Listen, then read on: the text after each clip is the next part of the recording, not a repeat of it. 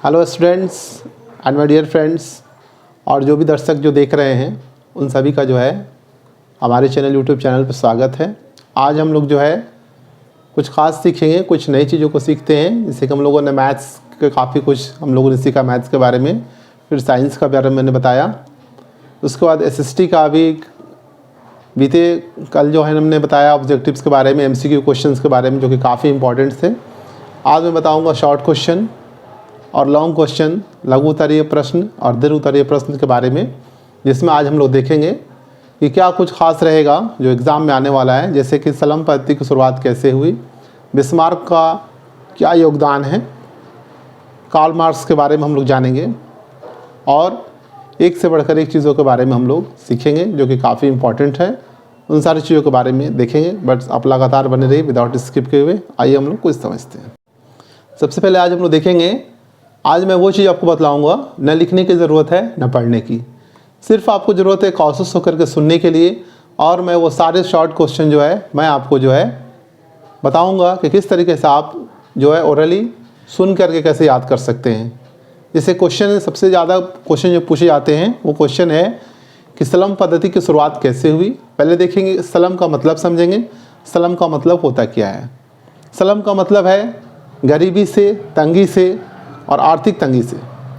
तो सलम पद्धति की शुरुआत जो है उस चीज़ को कहते हैं, लिखेंगे कि सलम पद्धति एक ऐसा पद्धति, एक ऐसा सिस्टम है जिसमें छोटे, अस्वस्थकर और बिना किसी सुविधा के मकान जो है मज़दूरों के लिए बनाए गए, जिसमें किसी प्रकार की कोई सुविधाएं नहीं थी, साफ़ सफाई स्वच्छता का अभाव था और वैसे तंग मकान बना करके मज़दूरों को दिए गए उनको रहने के लिए। उसको सलम पद्धति कहते हैं। औद्योगिकरण हुआ, औद्योगिकरण के फलस्वरूप कल कारखाने लगाए गए। बड़े बड़े जगहों में कल कारखाने में काम करने के लिए गरीब मजदूर पलायन करके वहाँ जाते थे।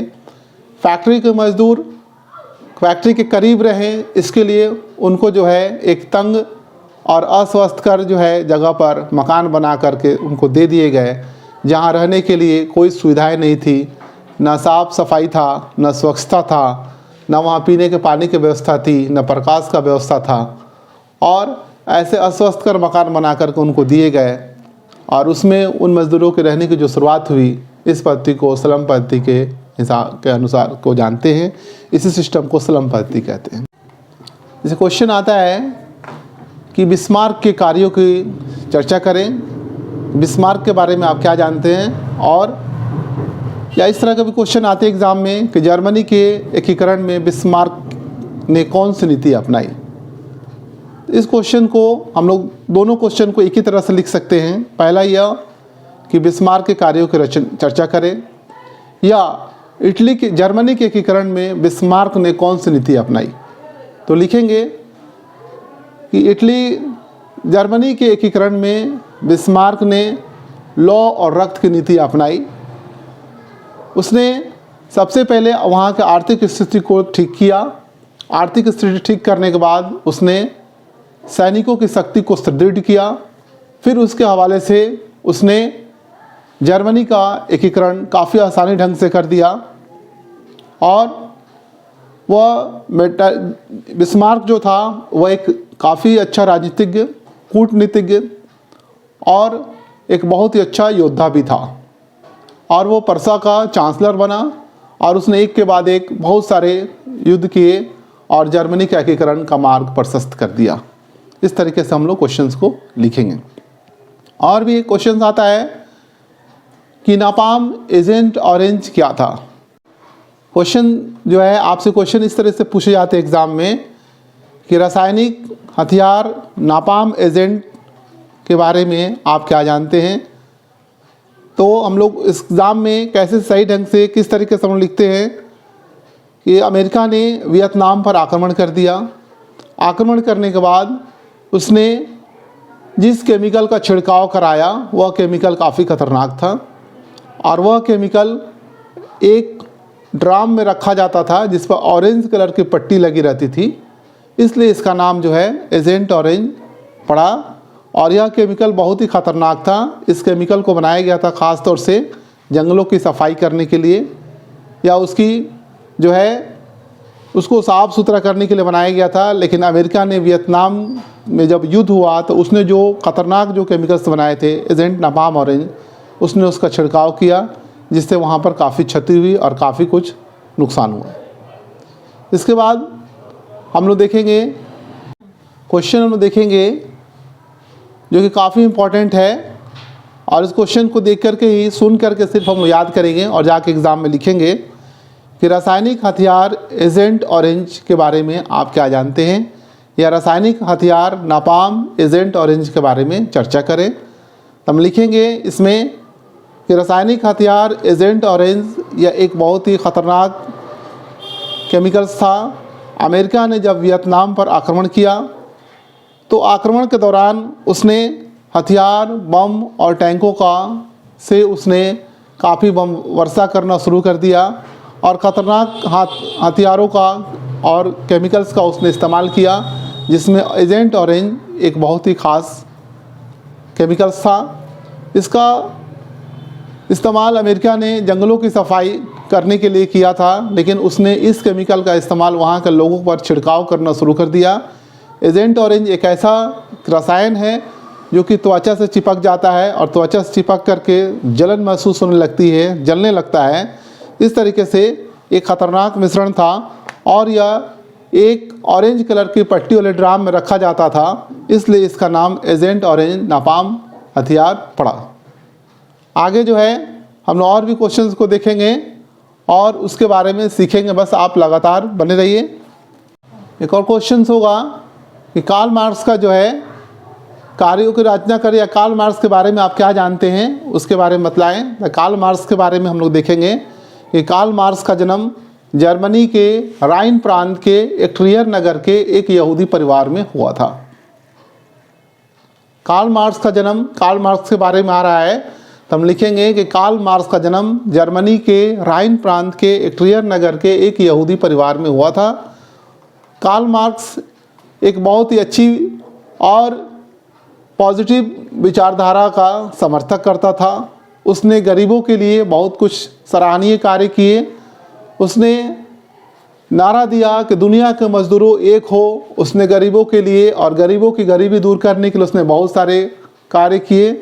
साथ ही साथ कार्ल मार्क्स गरीबों के लिए एक किताब भी लिखा जिसका नाम था दास कैपिटल, जिसको समाजवादियों का बाइबल के नाम से भी जाना जाता है। और कार्ल मार्क्स ने ढेर सारे सुधार किए आम जनता के लिए, इसलिए कार्ल मार्क्स का जन्म जो है, कार्ल मार्क्स की जो चर्चा जो है हर जगह होती रहती है। तो इस तरीके से हम लोग समाज समझा करके अपने भाषा में उसको हम लोग लिखने का प्रयास करेंगे। उसके बाद एक और क्वेश्चन आता है कि सर्वहारा वर्ग किसे कहते हैं।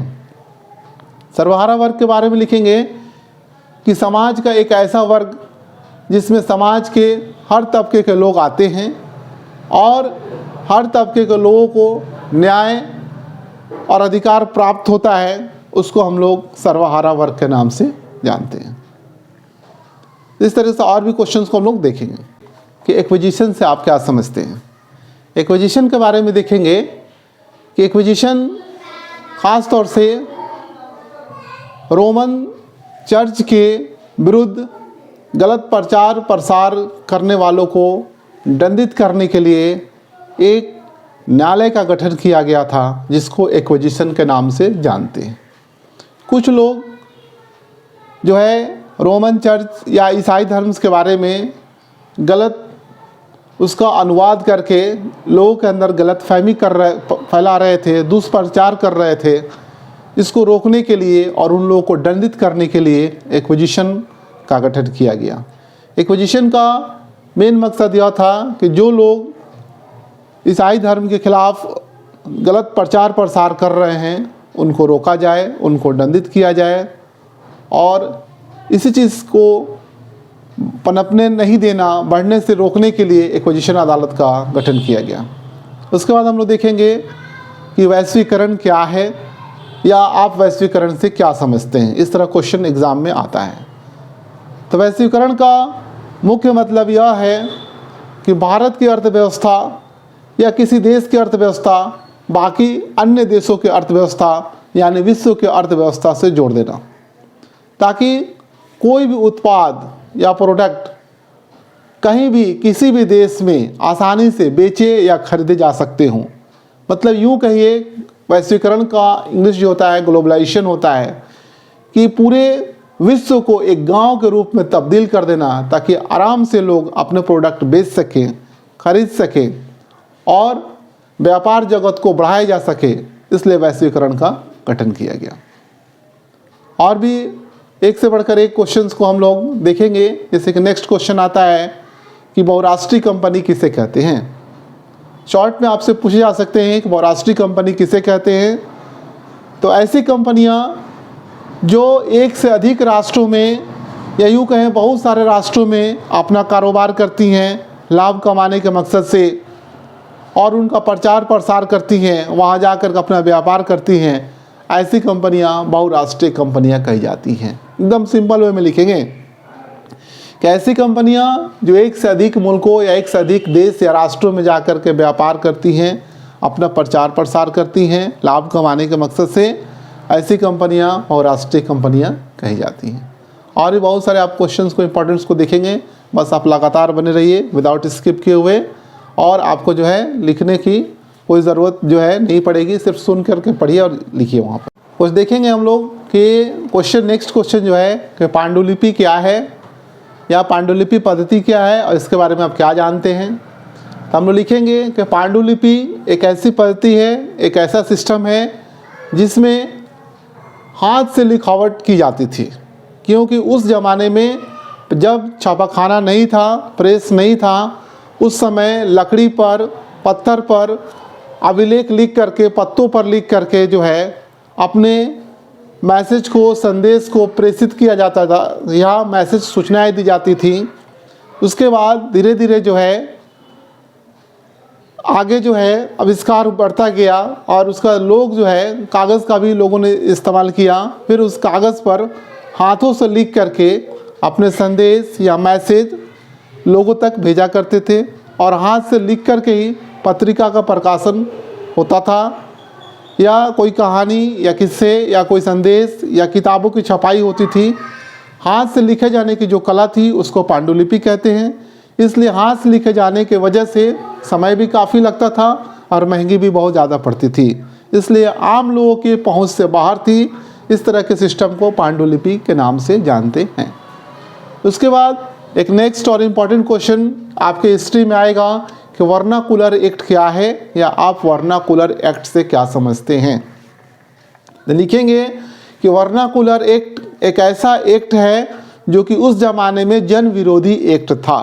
वर्नाकुलर एक्ट का इस्तेमाल अंग्रेज़ों ने इसलिए किया कि जो प्रेस संबंधित जो आज़ादी भारत के लोगों को थी उस पर अंकुश लगाने के लिए, उस पर रोक लगाने के लिए अंग्रेज़ी सरकार ने वर्नाकुलर एक्ट लाया, ताकि भारत के लोग या उस समय जो स्वतंत्रता सेनानी कहे जाते थे वह लोग अपनी बात या अपने मैसेज या संदेश दूसरी जगह ना भेज सके, अखबार में या पत्रिका में ना प्रकाशित कर सके, ना लिख सके। लोगों तक के उसके प्रचार और प्रसार को रोकने के लिए अंग्रेज़ों ने एक एक्ट लाया जिसका नाम वर्नाकुलर एक्ट था।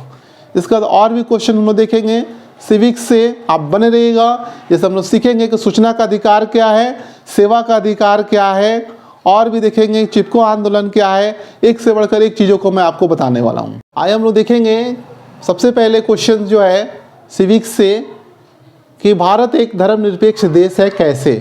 हम इसको कैसे बताएंगे एग्ज़ाम में, कैसे लिखेंगे कि भारत एक धर्मनिरपेक्ष देश है कैसे। हम लोग लिखेंगे कि भारत एक धर्मनिरपेक्ष राष्ट्र है, क्योंकि भारत जो है किसी धर्म के बिना पर कोई काम, कोई फैसले, कोई निर्णय नहीं लिया करता है, बल्कि भारत देश को चलाने के लिए भारत का अपना एक अलग संविधान है। और भारत जो है किसी भी धर्म के मानने वालों के प्रति किसी प्रकार का कोई द्वेष भावना नहीं रखता है, साथ ही साथ उनको अपने पूरे धर्म मनाने की आज़ादी देता है। भारत देश किसी भी तरह का धर्म को प्रचार प्रसार करने में उसको रुकावट नहीं डालता है। इस तरीके से भारत एक धर्मनिरपेक्ष देश है। नेक्स्ट हम लोग देखेंगे क्वेश्चन जो आ रहा है, नेक्स्ट क्वेश्चन वो हम लोग देखेंगे कि सांप्रदायिकता क्या है। लिखेंगे एग्ज़ाम में जब आता है कि धर्म के नाम पर भेदभाव फैलाना, छोटा और बड़ा समझना, अपने को अच्छा और दूसरे को बुरा कहना, ये जो है आपका सांप्रदायिकता है। सांप्रदायिकता एक तरह का अपराध भी है, इसलिए भारत जैसे लोकतंत्र देश में, धर्मनिरपेक्ष देश में सांप्रदायिकता की कोई जगह नहीं है। तो क्या लिखेंगे सांप्रदायिकता अगर आ जाता है कि सांप्रदायिकता क्या है, तो साफ साफ शब्दों में लिखेंगे कि धर्म के नाम पर भेदभाव फैलाना, धर्म के नाम पर लोगों को लड़ाना, अपने धर्म को अच्छा कहना, दूसरे को धर्म को गलत कहना, धर्म के नाम पर मतभेद फैलाना, यह सांप्रदायिकता है। भारत में सांप्रदायिकता की कोई जगह नहीं है, क्योंकि भारत एक धर्मनिरपेक्ष देश है। ये लिखेंगे। उसके बाद जो नेक्स्ट क्वेश्चन आएगा कि सूचना का अधिकार का क्या उद्देश्य है, या सूचना का अधिकार से आप क्या समझते हैं। तो लिखेंगे कि सूचना का अधिकार सन 2005 ईस्वी में पारित हुआ राजस्थान से। इसका मुख्य उद्देश्य यह है कि सरकार के काम काज में आंशिक भागीदारी करना, सरकार के काम को सार्वजनिक करना, सरकार के काम काजों का ब्यौरा लेना या आप उसकी जानकारी हासिल करना। और इस कानून के तहत सूचना का अधिकार कानून आम जन के लिए, आम जनता के लिए एक बहुत ही शक्तिशाली और अच्छा कानून है, जिसके तहत कोई भी आम नागरिक सरकार के काम काजों को ब्यौरा ले सकती है, सरकार से पूछ सकती है। इससे क्या होगा कि भ्रष्टाचार में कमी आएगी और सरकारी काम को सार्वजनिक किया जा सकता है। उसके बाद हम देखेंगे कि सेवा का अधिकार कानून क्या है, या सेवा का अधिकार अधिनियम क्या है। तो लिखेंगे कि सेवा का अधिकार अधिनियम एक ऐसा कानून है जो कि 15 अगस्त 2001 को बिहार में लागू किया गया, और इस कानून के तहत जितने भी सरकारी कार्य हैं उसका एक दिवस जो है फिक्स किया गया। हर काम की समय सीमा निर्धारित की गई कि कौन सा काम कितने दिनों में किया जाएगा। अगर कोई सरकारी कर्मचारी निर्धारित समय सीमा के अंदर अगर वह कार्य नहीं करता है तो उससे प्रतिदिन 500 से 5000 रुपये तक उससे हर्जाना वसूला जा सकता है। इसलिए सेवा का अधिकार अधिनियम भी एक बहुत अच्छा कानून है पब्लिकों के हित में। नेक्स्ट और आखिरी इम्पोर्टेंट क्वेश्चन देखेंगे कि चिपको आंदोलन क्या है, या चिपको आंदोलन का क्या उद्देश्य है, चिपको आंदोलन से आप क्या समझते हैं। इन तमाम चीज़ों के लिए एक ही सॉल्यूशन लिखेंगे कि चिपको आंदोलन एक ऐसा आंदोलन है जो ख़ास तौर से पेड़ की कटाई और जंगलों की सफाई को रोकने के लिए था, और आदिवासी जनजीवन और जंगल को बचाने के लिए एक ये बहुत बड़ा आंदोलन था, जो कि 70 के दशक में 1970 के दशक में उत्तर प्रदेश मौजूदा उत्तराखंड से सुंदरलाल बहुगुणा के नेतृत्व में यह आंदोलन चलाया गया, जिसमें आदिवासी लोग पेड़ की कटाई का विरोध कर रहे थे। सरकार के द्वारा बड़े पैमाने पर पेड़ों की कटाई हो रही थी। उस पेड़ों की कटाई से जल जंगल जीवन अस्त व्यस्त हो जाता, इसलिए वहाँ के आदिवासी लोगों ने इस चीज़ का विरोध किया। सरकार ने उनकी बात को नहीं माना। लास्ट में अंततः वो परेशान होकर के वहाँ की महिलाएं खास तौर से पेड़ों से चिपक गई और उन्होंने बोला कि तुम पहले मुझे काटो फिर पेड़ को काटना। इस तरीके से यह आंदोलन चिपको आंदोलन के नाम से मशहूर हो गया। इस तरीके से बाकी सारे क्वेश्चंस को एनालाइज करके मैं आपको बताऊंगा, एक से बढ़कर एक क्वेश्चन को मैं आपके सामने हाजिर करूंगा। सिर्फ आप इस चीज़ को सुन करके बार बार रिपीट अगेन एंड अगेन करके आप वीडियो को जो है वॉच कीजिए, देखिए। अच्छा लगता है तो लाइक ज़रूर कीजिए, क्योंकि काफ़ी मेहनत करके ये वीडियो तैयार की जाती है आपके लिए, और इसका नोटिफिकेशन आप तक मिले चैनल को ज़रूर सब्सक्राइब कीजिए, क्योंकि जब तक एग्ज़ाम चल रहा है बोर्ड का एग्ज़ाम, तब तक मैं बहुत ख़ास टिप्स आपके लिए मैं देते रहूँगा, और एक से बढ़कर एक क्वेश्चन मैं आपको दूंगा, और आप इस चीज़ को सुन करके, पढ़ करके और मेमोराइज करके आप एग्ज़ाम में अच्छे से अच्छे मार्क्स ला सकते हैं। ये मेरा दावा है। इसलिए आप इसको देखिए, वॉच कीजिए, लोगों को भी बताइए। बहुत सारे स्टूडेंट्स जो हैं जो कि नहीं जानते हैं, तो उनके तक भी इस चीज़ को शेयर कीजिए, और आप कंटिन्यू बने रहिए। फिर हम लोग मिलते हैं अगले टॉपिक पर, कुछ अगले चीज़ों के लिए, जिसमें आपको मैं बताऊंगा, जैसे कि ज्योग्राफी हो गया, इकोनॉमिक्स हो गया, इससे चीज़ें रिलेटेड जो है, और भी कुछ जो सिविक्स में आएगा वो सारी चीज़ें मैं आपसे शेयर करूंगा। तब तक के लिए गुड बाय, थैंक यू।